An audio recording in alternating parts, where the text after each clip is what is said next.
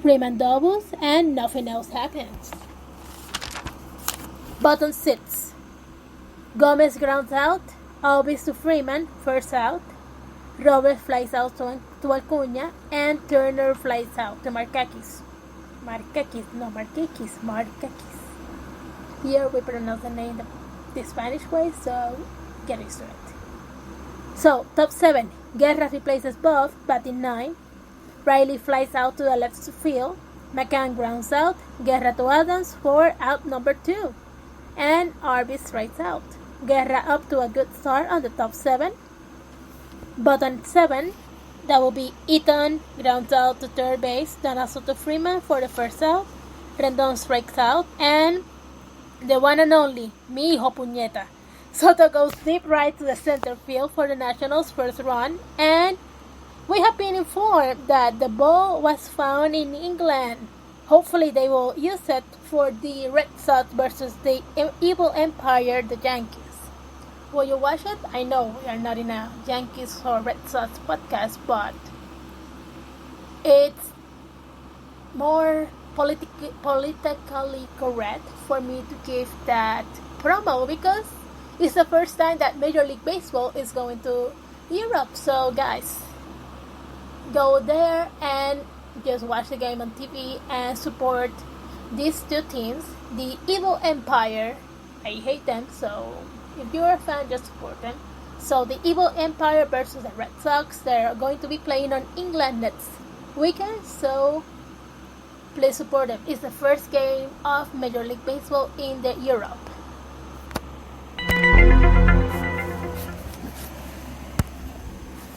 So continue with the game. On the bottom 7, Adams singles to the right field. Kendrick on the first swing singles to the center field, and Adam goes to third. Best situation for Parra. He singles to the left field. Matt Adams scores, and it's a new game. 2-2 for the Nats. Gomez popped out, but the lucky inning gave us 2 runs after 2 outs via my son and baby Juan Soto. Top 8. Wander Suero replaces.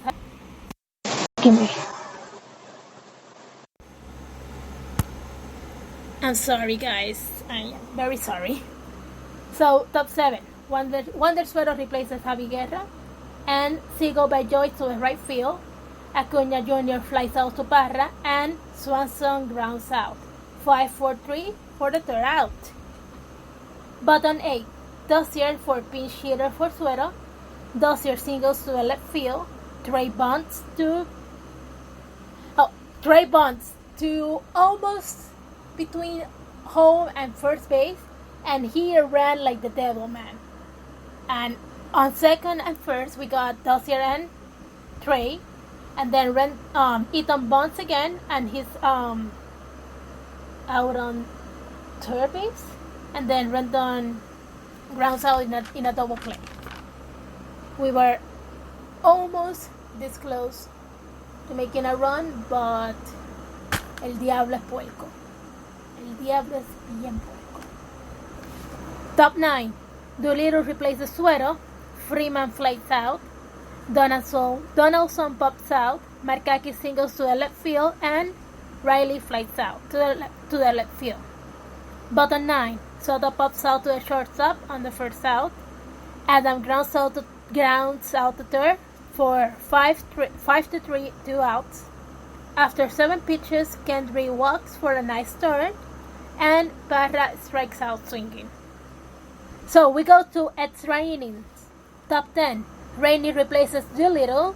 McCann strikes out. Albi walks, and home run by Camargo to the right center brings the third and the fourth run for the Braves.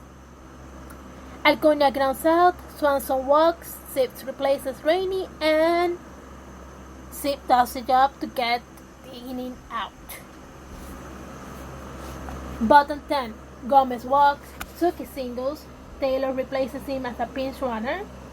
Turner forces out, and Gomez scores. Taylor is out at second, and Turner goes to first. 4-3, the Nats are close. Eaton singles. Turner to second. Rendon pops out to first base. Soto grounds out, and the Nationals lose 4-3 against the Atlanta Braves.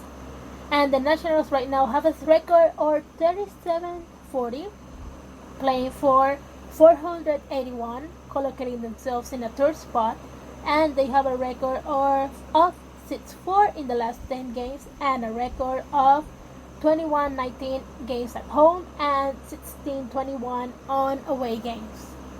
I say, we still have a battle to win for the spot in the finals, so I think it's possible. So let's go Nationals. It's okay if we lose 1-2 games, but we need to keep the winning streak, because we do have a chance to make it or to the finals or to the wild card. So whichever we get to is good.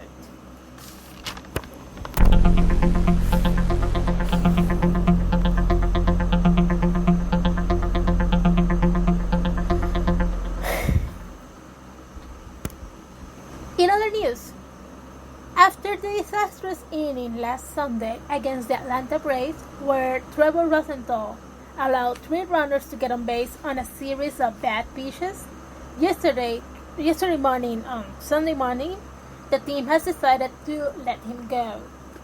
Things didn't work out, stated the Puerto Rican coach Dave Martinez, so it was time to move on, and I wish him and his family the best, Martinez added. Washington won the race to sign Rosenthal in the offseason to a $7 million deal. So that was $7 million that went down the drain because he just never found himself a place in the team. So when you got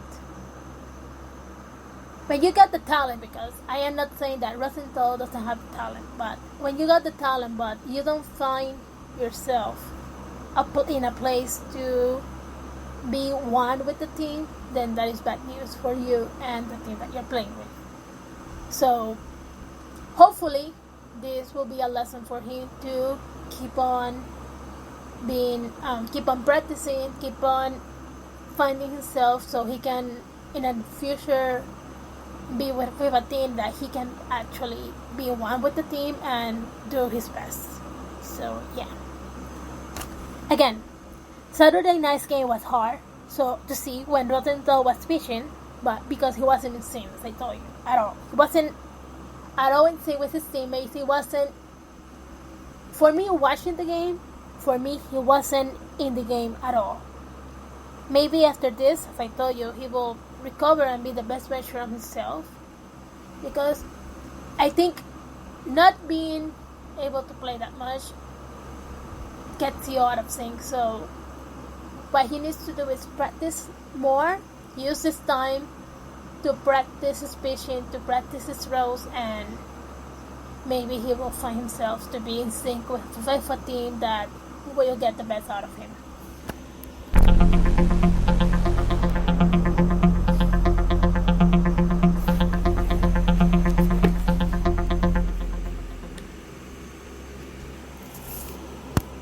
Okay, so guys, now the voting for the first round of the All-Star game has gone by, and we have a pool of finalists.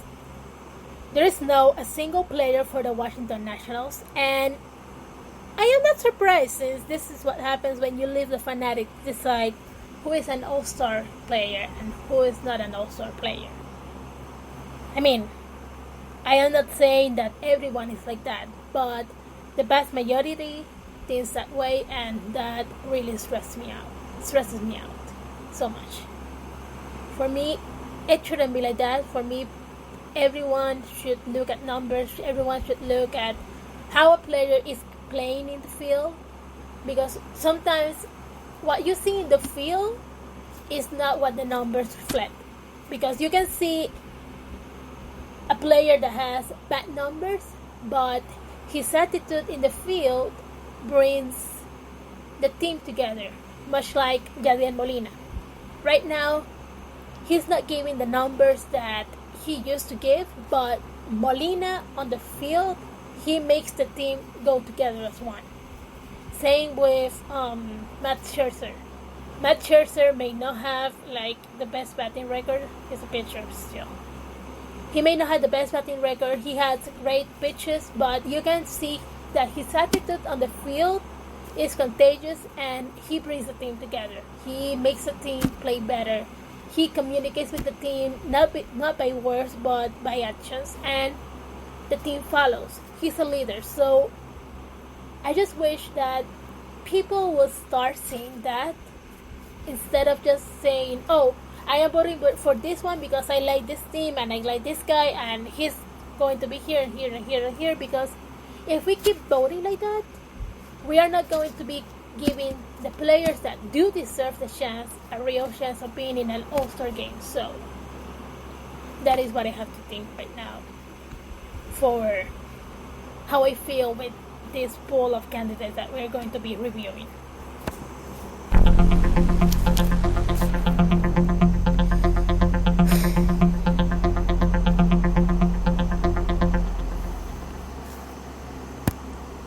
Okay, so for the Astros, we got Robinson Chirinos for the catcher position. We got Jose Altuve for second base, Alex Bregman for third base, Carlos Correa for shortstop, Michael Bradley for outfield, Josh Reddick for the outfield, and George Springer for the outfield. We got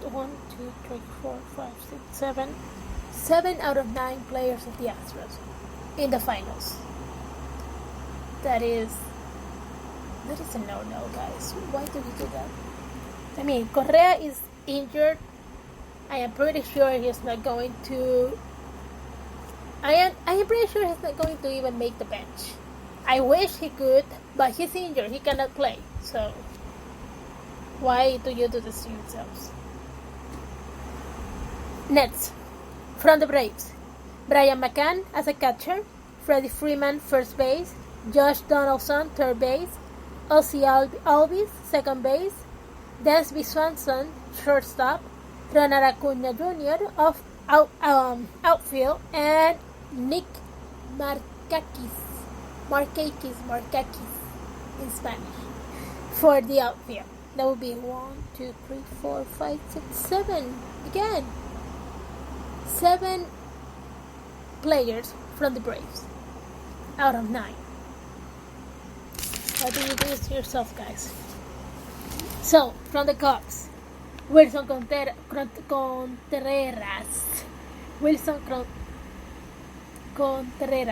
as a catcher. I'm not going to say that again. That's a tongue twister. Anthony Rizzo for the first base, Chris Bryant for the third base, Javier Baez for the shortstop. And this one I am not mad about. He has the numbers. He has the ability on the field that people should see more. So I am not mad about Javier Baez. He's actually a good pick to be here, even though he's not from the Nationals. Don't kill me, please. Albert Almora Jr. from the outfield, Jason Hayward from the outfield, and Kyle Schwarber.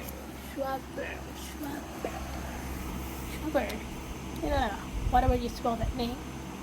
So that would be 1, 2, 3, 4, 5, 6, 7. Again, 7 players for the Cubs in the finals. No, guys. I mean, I am on board with Anthony Rizzo and Javier Baez, but the others, maybe it's because I don't care that much about them, but we got better picks.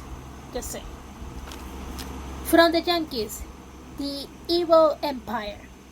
Gary Sanchez for the catcher, Luke Boyd for first base, DJ LeMahieu for second base, Gio Urshela for third base, Gleyber Torres for the shortstop, and Aaron Judge for the outfield. That will be 1, 2, 3, 4, 5, 6 players from the Evil Empire. I'm going to be really honest. The only one from this 6 players that I am not mad about is Gio Urshela, because he actually deserves to be in the All-Star game. I wish he wouldn't be there representing the Evil Empire. Maybe change him to the Washington Nationals. I don't know. Maybe change him to another team that I like. I don't know. But I am actually happy that he's on the finalist. So